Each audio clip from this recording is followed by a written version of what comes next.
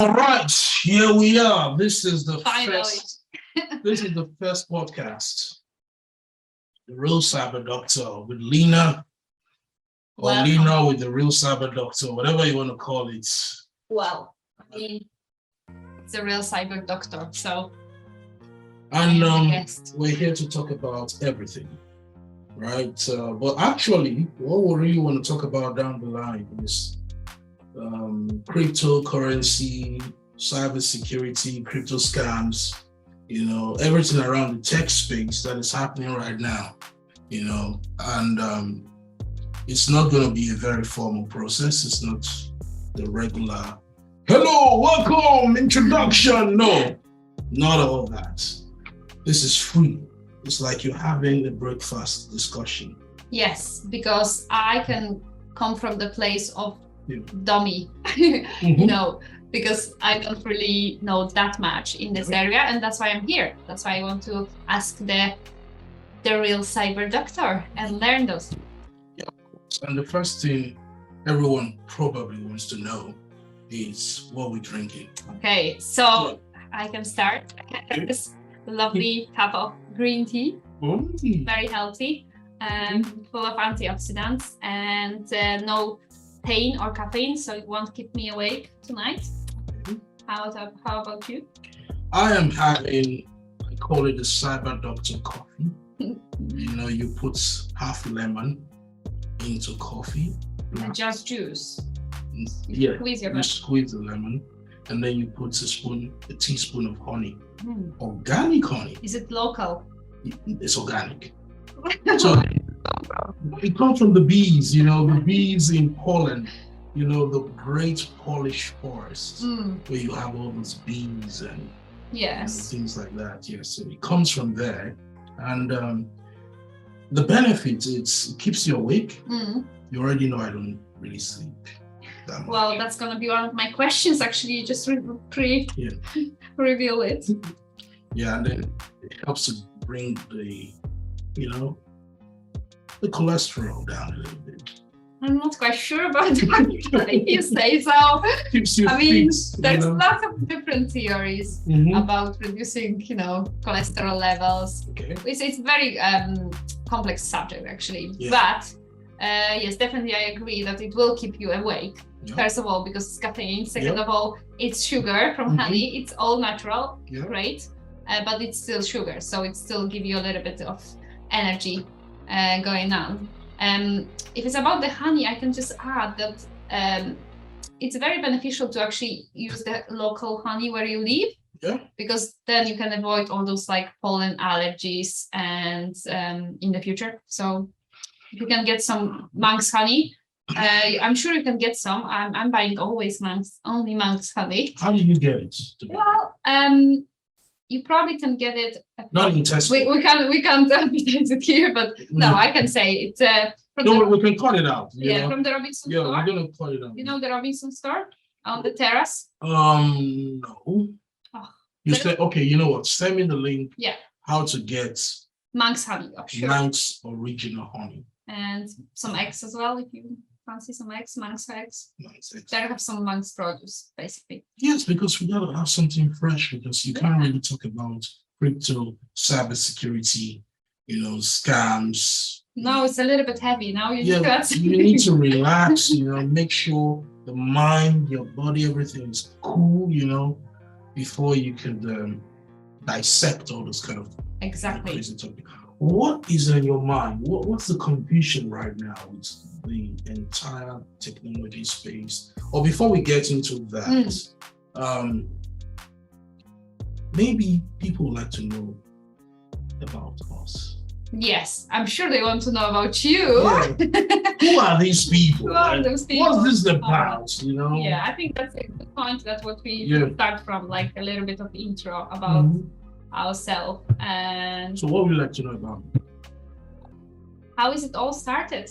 How did you get into this space? Because I imagine it was, years ago. No, not saying you are, old, but the whole education took some time already. So yeah, over 10 years ago. Exactly. Yeah. So it wasn't that popular, I imagine, back then as it's now.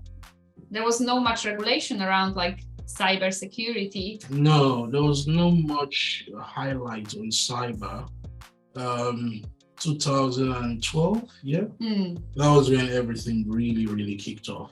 Before 2012, we were doing basic, web design, all right, graphic design, basic networking, and all those stuff. But cybersecurity, everything started with mentorship.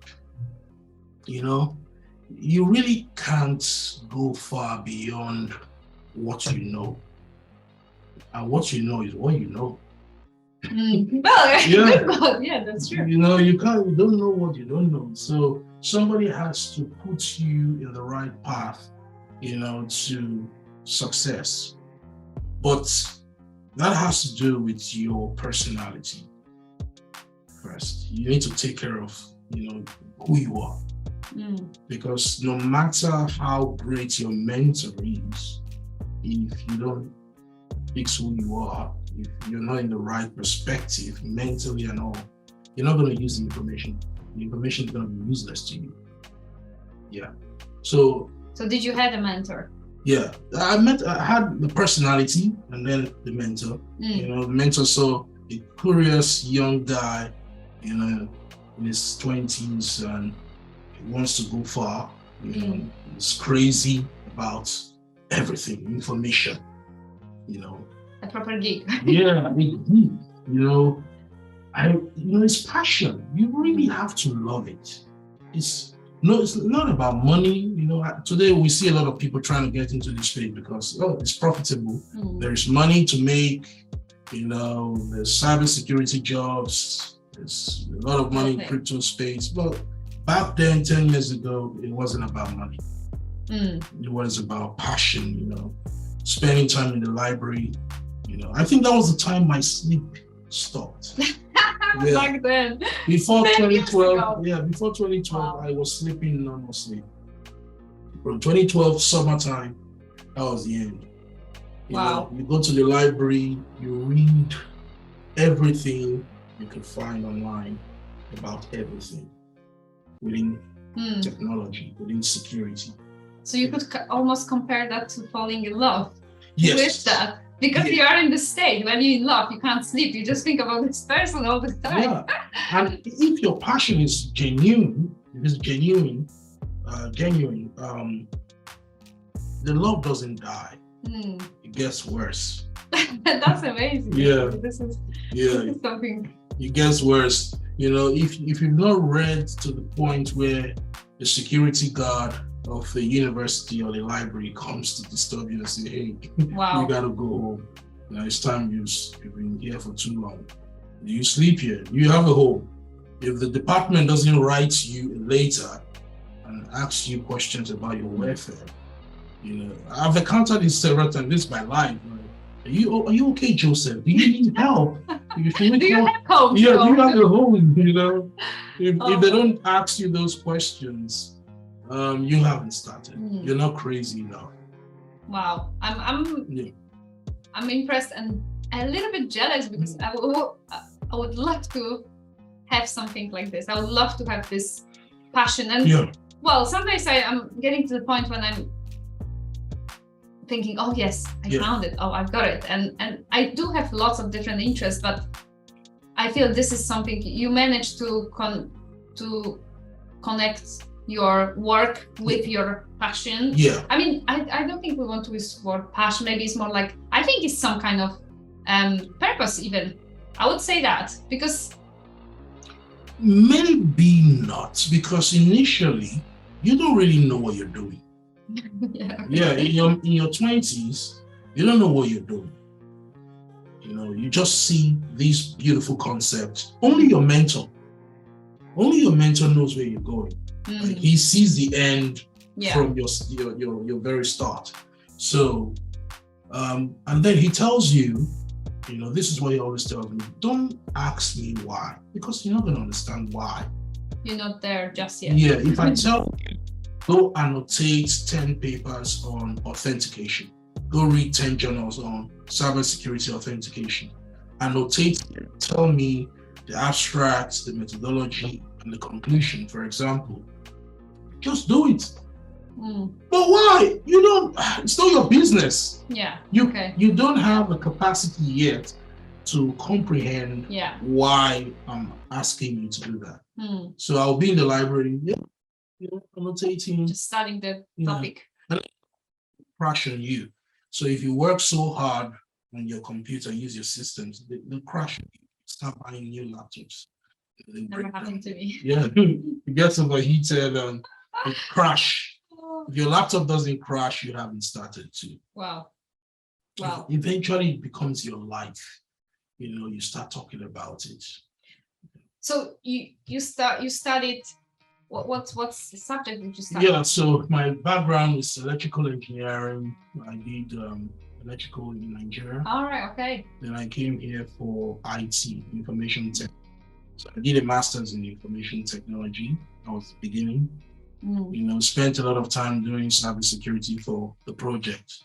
And then we now moved to, I always use the word we. It's you. Yeah, because I feel like I am a one-man team, and there's a lot of me. Okay. So I moved on to PhD level to do cybersecurity again, and in the midst of all those things, 2016, I found crypto. Again, I met somebody else. Again. Then somebody else will say, "Oh, blockchain now. It's blockchain." So what's blockchain? We'll get to that. So anyway, that's the main thing is the passion. It could be anything. It could be artificial intelligence. It could be cloud computing. It could be networking, data mining, everything. In 2014, they were giving us contracts to write books on blockchain. All right. In 2014, writing, security architecture of blockchain, security solutions of blockchain. At that time, most people didn't know what blockchain was. No, I think if I have to be honest, probably a big percentage of people now in 2022 still don't know understand, and don't understand. Maybe they heard something about blockchain and there is something, and that's the future. But how is it work? What is it? I think probably big percentage of people, and I think it's exactly the same with crypto and NFTs and all this, virtual world. And even though I see more and more people getting into it, even like myself, to understand it fully, it's not that easy. I think it's for like a common person, and I think that's why here we can talk about, even start from the basics, so people can actually understand what is it and what we can do with it, and see the potential in it. A lot of people, the first thing they try to do is they try to define it. When you get into a new technology, like, let's define it. Let's give blockchain a name, a description. And I tried, in 2017, I think I posted on Facebook, somebody challenged me to define the blockchain. So, okay, I'm going to come back with a definition. It's a distributed, decentralized database. So there was no definition? No definition. Oh, wow. Yeah, because blockchain is it's an amalgamation of multiple technology. Multiple technologies, networking, databases, gaming, game theory, mathematics, so many technologies trying to solve the problem. Okay? And the major problem initially they were trying to solve is a decentralized money system, a centralized economy. That's the first problem. That's what it was designed for. All right, okay. So it has evolved. It has morphed into... And now it's used in pretty much... a lot of things. Like many businesses. Yeah, now we have hybrid blockchains. So the core blockchain connected to the real world. For example, if you're building a blockchain smart contract, and the smart contract is designed to give people rewards according to temperature, according to the weather. How are you going to get the weather data? You need to connect. You need to do some connections. Yeah. You know? That's where you bring in the concept of oracles, blockchain oracles. Oh, wow. Yeah, Sounds decentralized. You know? So there are so many concepts. Like you can, and that's the challenge. Again, going back to passion, curiosity, personality traits, challenge. People like me in this space, they really love the challenge. You know, if you really like a challenge, this is the space to be. It's not about the coins going up and down, the tokens, you know, how you're going to make money and gamble. No, it's more than that for people like us. You know, we love the challenge of trying to understand, dissect all this multiple technology, make it simple, apply it to different use cases in healthcare, in gaming. That's why one of the first challenge I had was to become IT security manager for the first fully licensed blockchain lottery in the world. That was the first challenge. You know, coming from an academic, coming from an academic background in 2018 to sit and control about 40 developers, you know, who develop blockchain infrastructure for one company, a gaming company on the Isle of Man. That was a challenge, you know, and it's something that you don't plan for it. The university would never prepare you. Of course. Yeah, school is not going to prepare you. Preparing you for not for real life. Even PhD. Even having a PhD, people say you're a cyber doctor. Yeah, it doesn't really prepare you for that. It's curiosity. It's the extra experience. Yeah. It's the extra hours. You know, they're not going to give you the experience. The company, when I came to the company as IT security manager for the blockchain company, they said they've been looking for these skills for the last 12 months. Oh, wow. Yeah, the job advert is online. Security manager for a blockchain company. It's there, still there to tomorrow. Still there to this day. They want IT security background. They want smart contracts, cryptography, so many domains. You have to be a really madman to be able to understand and put this in perspective. Yeah. You know, it takes a lot of reading. You know, I've already bookmarked about 10 articles I'm going to read. Oh, wow. After this podcast, you know, before I sleep. So maybe talking about sleep. Yeah. We have to get back to this point. Okay, so how many hours do you actually sleep? On a very good day, my sleep is 4 hours. Oh my God, how do you can even function? And I don't sleep on the bed. It helps. Where do you sleep? In the wardrobe? On the floor. On the floor. Oh, okay. Yeah, on the floor. All right. Okay. I study. So I put a nice duvet. So you don't even leave your study? No, just put the duvet on the floor there. Put your pillows there when you are sleepy. I sleep only when I'm really heavy sleepy. When there's so much sleep in my eyes, I can't stop.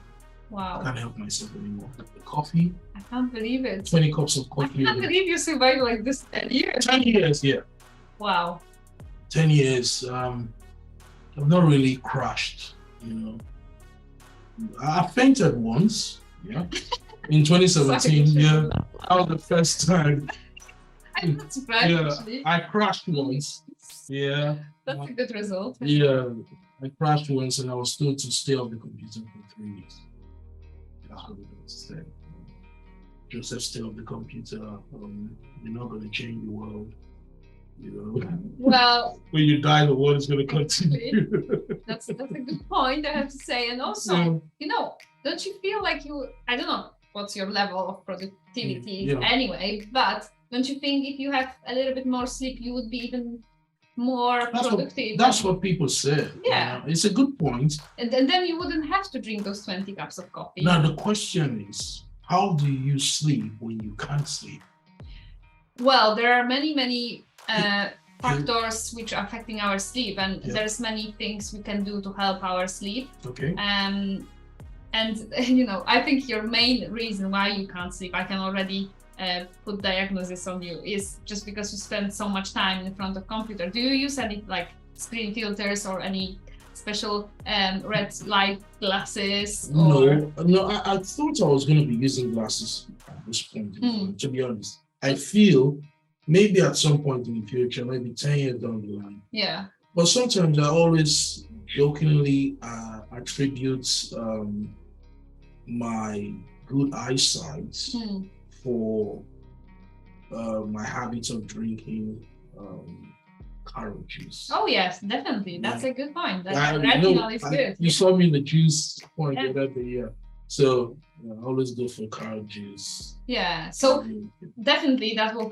protect your eyesight. But I think it's more about also like exposing yourself to blue light a lot. Yeah. And especially like you said, you plan like tonight, you're planning to go and read 10 articles on your computer. So what the expert recommends for the good sleep, we should avoid our laptops, any blue light exposure, like minimum 2 hours before we go to sleep. So, maybe if you try at least 1 hour before, I know 2 hours is lots of wasted time for you. But if you try, for example, even to go, maybe start from half an hour instead of reading something on your computer, you could grab a book or read something. And I know it's not very environmental friendly, but probably will be much, better for you to start doing like step by step, going, I think I will try. I plan to get a printer, to start printing this stuff. But sometimes reading from the paper is boring. Really? Have you seen my study? I can't read without 4 screens. So reading on this screen, there's a concept I don't understand. Copy, paste on the next screen. Maybe it's a video. Quickly listen to that. Okay, then come back, read the article. Oh my God. This is so different to me. Yeah. I'm so old-fashioned. You need to practicalize. So the text screen, maybe you need to set up a VM and then practicalize what you're reading. But this is also, if you sleep in this little room with all those electrical machines. You open the door down. But the point is you still buy this whatever energy or this electricity. Electromagnetic and that might cause trouble to fall asleep as well. And they produce heat, I bet. Sometimes I go to the living room. Well, that's good. Yeah. You could sleep here on the floor. Yeah, that's probably better. So that's one thing you could do. Reduce a little bit of blue light exposure. Yeah. Probably reduce some caffeine intake. Well, you see, have you ever seen an IT geek in the morning without coffee? Have you ever seen a true bona fide geek without his coffee? He's crazy. He can't function. It's true. But you could do this through the day until like certain time, and then let's say from 2 p.m. at the afternoon, just cut it down or replace it with some other thing which is not full of caffeine. That's another thing.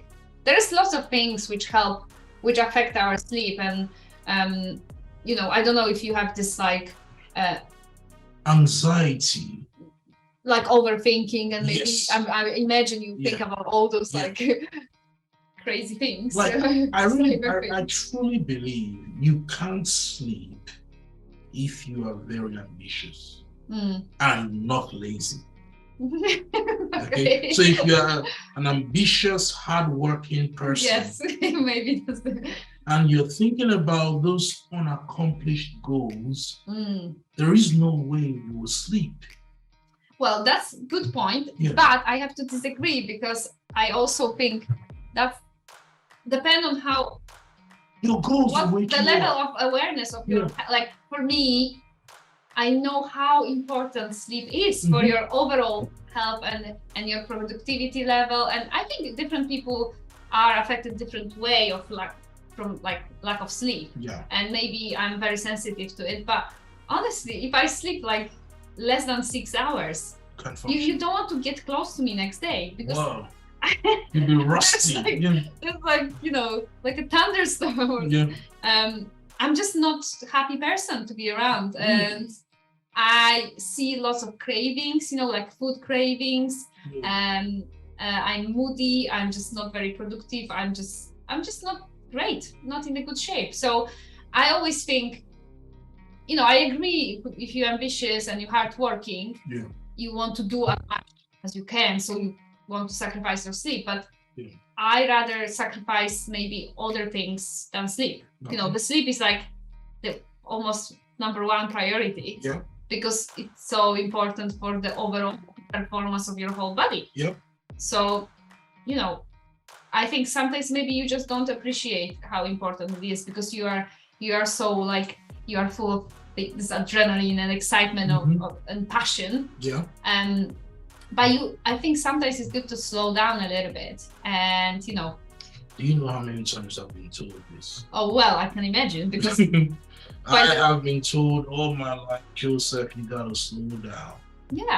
Slow down. Just find a little bit of balance, I hear the word balance. You hate it. I really wish it's possible. But do you think, what do you lose? Like, Jenny, I'm serious. I wish it's possible to have that balance and control the intensity of work. Because imagine you're a geek, you're reading a very interesting article. Let's see, the other day I sent you an article about rock pools, right? Yes. So did you read only that article, or you read all that? I read all of them. Those 3 which you sent. You read the 3. Did you go into other ones? Did you branch into other ones? You see? Now, if someone like me is reading that, I'm going to definitely branch into other related topics. Maybe there's some topics that weren't expanded properly. So I'll go into those topics and check it out. I'm clearly not a geek. So that takes time. Of course. And you're there. And you're not thinking like, oh, when I read 1 article, 2, 3, I'm going to sleep. No, it doesn't work. I wish it does. I honestly wish that was my mode of operation. Yes, I actually, well, I'm not in this place, and I'm not a geek. It does the definition of the geek. Because I really I'm pressured about my sleep. But I'm very into, health, fitness, holistic approach to life. So it wouldn't agree with me to don't sleep, because I know sleep is super, super important. But I still believe I actually want to work on this, maybe cut a little bit off of the sleep and do something in the morning. Some people sleep so bad, it's like they're competing with the dead. They sleep 10 hours, 12 hours, they don't wake up until you wake them. That's crazy. That's why I'm saying balance is a good word, because, well, depends on the person, but usually you need probably around let's say from 6 to 8 hours sleep to be kind of in good health, and I agree. So if you try to get closer, I believe that will really benefit you. You will imagine, maybe you'll be super hyper productive, and you could do this, And the first step is to stop. Oh yes, because that's what keeps you going. So how many cups of coffee do you recommend? Well, from your place, you need to start down slowly, so there's not too much shock to your body. So not 20, 10. I think probably the healthy and recommended, it will be maybe 4, 5, max 5 cups a day. 5 cups. Well, depends what coffee you drink as well, how strong it is. But from your place, I would start probably from cutting down to half, and then maybe a few weeks, then reduce another few, and then I think it's more about finish drinking your coffee at certain time before. So let's say maybe 4 p.m. will be cut off. Okay. And then maybe after a few weeks you move to 2 p.m. because then it will allow you to go to sleep at the time you should go to sleep. So when it's dark outside. Okay. And then you could wake up early and do your work. But the most beneficial time for us to sleep is between 11 and 3 p.m. That's when we have the most deep sleep. So by 11 o'clock, Lina, you're already sleeping. Oh, I'm sleeping by, sometimes I'm in bed at like 9:30, 10 o'clock max. Amazing. I can't remember, unless maybe I go to the gym. So if I do intense workout in the gym, you're exhausted. I'm exhausted and I sleep and I sleep like wood. But I'm going to wake up around 12. Yeah, if I sleep by 10, I'm going to wake up 12:31. Wow. There's nothing that will keep me sleeping beyond Wow. that time. That's how it is. No, because it's just habits. Everything is habits. I mean, if you build your new sleep routine, you cut off your caffeine, you spend some time exposure to the sunlight. Maybe gym, very important. maybe exercise more. Yeah, for sure. Yeah. Exercises, there's many things you can do to improve your sleep. And you need to kind of have this, babies, when they are little kids, you always put them to bed at the same time, you do the same thing. So you shower them, you brush their teeth, you read them the book, and then they're going to sleep, because and that's how you create this habit. So as an adult, we have to do exactly the same to have easy, I go to bed, I read a few pages of the book, and I'm gone. Like in 10 minutes, I'm out. Sometimes I do, maybe like I listen some meditation or like some relaxing music or something, do some breathing exercises before I go to sleep. But usually I just switch off the light. I think about some nice things before, obviously no planning, no overthinking. I think about, I don't know, holidays, or I imagine my future in beautiful house, whatever it is. Or even thinking about something silly like puppies or marshmallows will help as well. Something really nice. Yeah.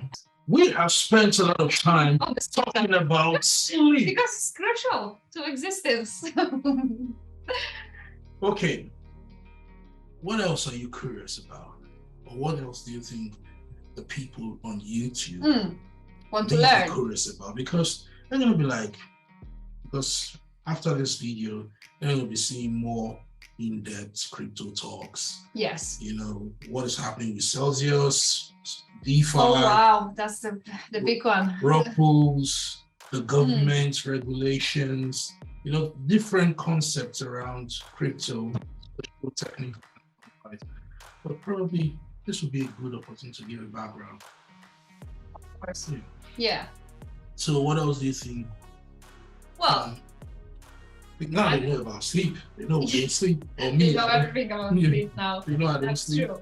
I think what I personally would like to learn and know more about is just start from the basics. So basically, what it is.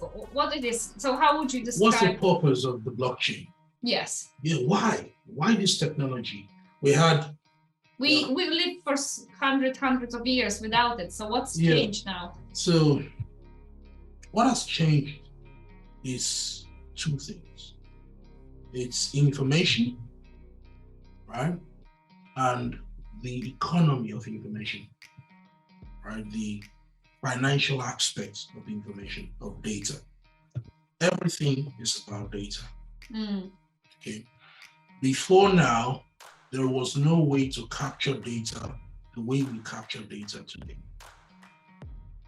Everything was analog, manual, paper system. Papers. Yeah.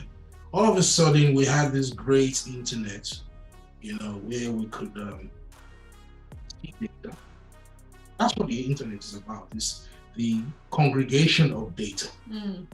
Where you go to Google, you're seeing people's data. You can find anything on their computer. So how do we make data economically profitable? That's what this thing is about. It's the heart of it. Initially, everything started with e-commerce, right? In 1995, in the 90s, Amazon, stuff. Then social media came, in the 2000s, early 2000s. Facebook. Yeah, Facebook. There were social networks before Facebook, like Friendster, MySpace, 4 degrees. Is it 4 degrees? Yeah. 4degrees. There was a social network, Foursquare. You know, these are old social networks and they still exist before Facebook. And they call that Web 2.0. So information that can be shared by anyone.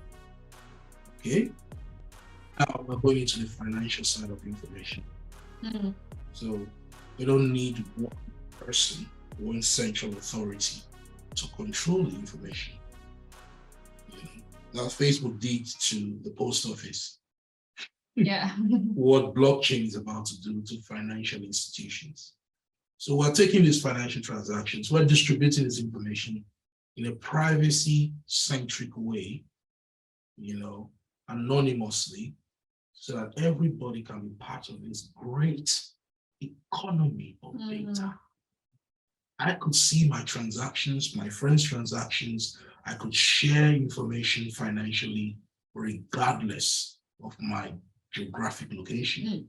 Okay, so that's what it's about. Information is money, and the blockchain is about to make it democratized. Well, free. well, that's what they say. Yes.